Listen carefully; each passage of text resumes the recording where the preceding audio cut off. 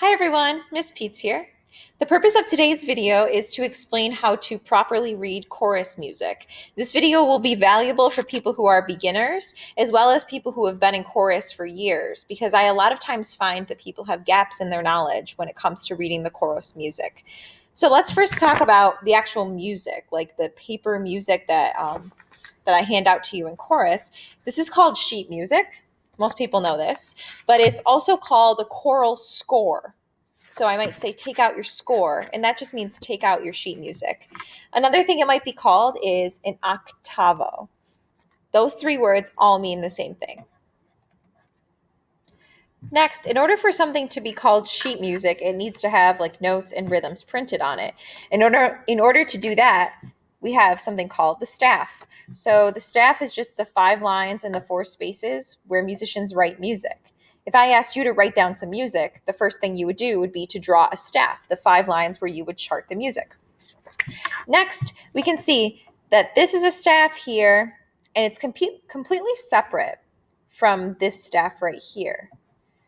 Okay, but then as we look down to the bottom of the page, we'll notice that this staff and this staff and this staff and this staff are all connected by this line over here. And musicians call this a system. So individual lines and spaces like this are called a staff, but then this whole collection of staffs, or staves we call it, are called a system. So if I asked you, how many systems are on this page? Well, we can see that all of these staffs or staves are combined. This is one system. And here's another system. All of these staffs are combined by a line.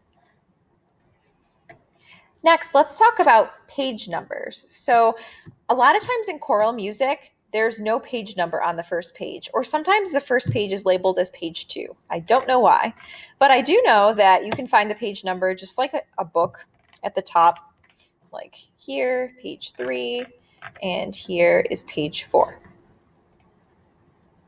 Next, let's talk about measures. Some people call a measure a bar. It is the same exact thing. So we can see that we have our staff here, and then there's this little line right between the word you and here. We call this a bar line, and it separates the music into little tiny sections so that we can pinpoint where we are. This section right here would be called measure 1 or bar 1. It's the first measure of the song. After the bar line, I would call this measure 2, then measure 3, then measure 4. Then measure 5. And what's nice is most chorus music has these little numbers right here as a guide to make sure that you're numbering your measures correctly. A good choral singer goes through during rehearsal and writes 1, 2, 3, like little measure numbers right above each measure, so that when the conductor says, let's begin at measure 9, they can quickly find where that is. Now, if I, as your conductor, said, let's begin at measure 10, we have a problem, right? Because there's no 10 listed in the music, but we're smart people. We can figure this out. Here we have 9. It's just the next measure over would be measure 10. If we were in rehearsal together and I said, please turn to page 2, you would look right here. And then if I said page 2, measure 20, you would say, okay, here's 13, here's 18. All right, so this is measure 18. That means this must be 19. And 20 would fall right on the word softly. Lots of times the composers of the song put these things in that are called rehearsal numbers or rehearsal letters. These are common places where conductors will choose to start. It's like at the start of a section. And they mark them in the music to help us start quickly. So I might say, instead of measure 18, I might say, let's begin at rehearsal B. That just means find the big box with the B, and that's where we're going to start. Some songs don't have rehearsal letters. Instead, they have rehearsal numbers. In this song, for example, we can see rehearsal 19 is just the big 19 that's marked in the music. Typically in chorus music, we have 4 parts. We have the sopranos. They are the highest singers. We have the altos. They are the lower female singers. We have the tenors, our upper male voices, and the bass, our lowest voices of the choir. Sometimes in chorus music, we combine the tenor and the bass, our two lower voices, to form one super voice called the baritone. The baritone is just like a guy with an extended range that can go high and low. Let's see if we can find this in our music. So I see right here, S, that must stand for soprano. So that means that the sopranos are reading the top line of music. This is pretty much always the case. Next, I see A, that must mean alto. Alto is reading the second line of music. Next, T for tenor. Tenor reads here. And on the bottom, we have the bass. Let's see how this works in some other situations. If we scroll down to our next system here, you'll notice that they got rid of the S, A, T, and B for soprano, alto, tenor, bass. They just expect that you can remember. So once we're on the second system, sorry, my lights turned off. Then we have soprano on the top, alto, second from the top, tenor, third down, and bass at the way bottom. Now you may wonder, wait, but Miss Peets, there's a couple more staffs here in this system. Who is in charge of these? Well, these are the accompaniment, which is usually played by a piano player, a pianist. This is a song for treble choir, and we can see that there's only two lines of vocal music here. We have a top line and a bottom line. In this case, when we're reading for treble choir, the top line is for soprano and the bottom line is for alto. So if I was a soprano, I would read like this. Soprano. And then I can skip the alto, skip the piano part, go to the next system, top line. If I was an alto, for example, at the top of page 5, I would not read the top words. I would read second down. Okay, I'm reading my second staff of the system.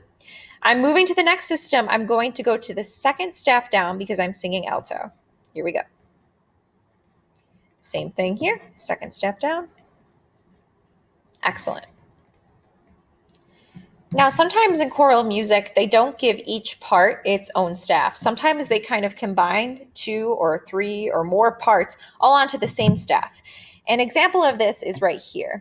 So we can see that the tenor and bass are sharing this staff here. So they actually are all singing the same notes at this moment.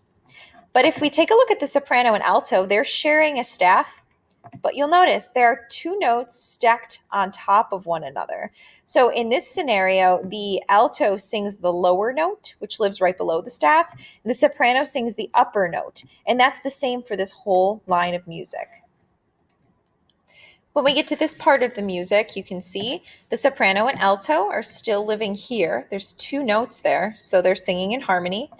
The tenor and bass have now split into 2 different notes, meaning that the tenor sings the top note of the bottom line and the bass sings the bottom note of the bottom line. Take a minute to pause and think through this. Sometimes composers will use stem direction to help us out with figuring out like where the alto lives and where the soprano lives on the staff. So let's take a look at this example. Right away, I'm looking at these systems here and I'm saying, okay, these 2 staffs must be for piano. That means the top system must be for soprano, alto. Bottom system must be for guys. Now, if we take a look at the soprano alto system here, we'll notice that some of the notes are written with stems pointing up and some of the notes are written with stems pointing down. It makes no difference whether or not your stems point up or down. It would be like if I took you and flipped you upside down, you'd still be the same person. But in this case, the stems pointing down are for the lower voice, the alto, and the stems pointing up are for the higher voice, soprano. Let's see if we can unpack this score together. So bottom 2 lines, I don't see any words. I don't see any lyrics, so this is for piano, okay? Our bottom voice, this must be for the guys. Our middle voice, this must be for altos. And the top voice must be for sopranos. Now, one common question I get a lot is about lyrics. So sometimes you'll see 2 sets of lyrics written underneath each note. These are the verses. So, for example, the first time through the song, you would say the words calling in the distance softly. Then the second time through, you'd say, suddenly I see I'm falling. These are called verses. Let's pretend like we're baritones, so tenor or bass on this song. We know that we're going to be reading the bottom line of choral music. Not these lines, but the bottom line. So we read here, time to flip the page. Now we read here. And time to go down to the next system. I can tell it's a new system because it's not connected to the previous staffs. And we read here. Some of you might be thinking, help, Miss Peets, I don't even read music. It's fine. There's a lot that you can gain from the choral score that will help you to kind of decode what's going on, even if you don't feel like you're completely literate in music. Not a big deal. One of the things you can look for in the music is the contour of the notes. So for example, if I'm singing soprano here, I'm going to be reading the top line, and I can see right away that the first note goes down to the second note, then it goes back up, then it goes down, goes up a little bit, big jump, right? That's what reading music is. It's looking at the contour and how far up or down the notes go. Let's talk about harmonies. So starting with the word divisi, sometimes I'll say, oh, we have a divisi in the soprano part. What that means is that the sopranos split into two-part harmony. So then we would have two sopranos, two types of sopranos, an alto group, a tenor group, and a bass group. We can see an example of this here. So there's a divisi in the soprano section. I can tell because on the soprano line, there are two notes printed when the altos already have their own line. So within the divisi, we talk about soprano 1 versus soprano 2. Soprano 1 just sings higher than soprano 2. Same if you play in band. Alto saxophone 1s play higher notes than alto saxophone 2s. Alto 1s sing higher notes than alto 2s. The opposite of divisi, the opposite of harmonies, would be unison. Unison is just when we all sing the same notes. So I might say, let's all sing today in unison, meaning let's all sing the same notes. Sometimes in our music, we see the word solo. This one's obvious, right? A solo is one person singing by his or herself. But another word that kind of confuses people when we see it in the music is soli. It means that your whole section sings together, but it's like your featured moment. So all of the altos have a soli, which means that all of the altos sing together while no one else is singing. You might also see something in the music called a descant. Okay, a descant is usually printed above the rest of the choral parts, and it's meant to be like a small group solo. So for example, in this song, we have soprano singing this line, alto singing this line, guy singing this line, piano playing, but then there's this extra top line. It says solo or small group. This is the descant part. It's like a special feature.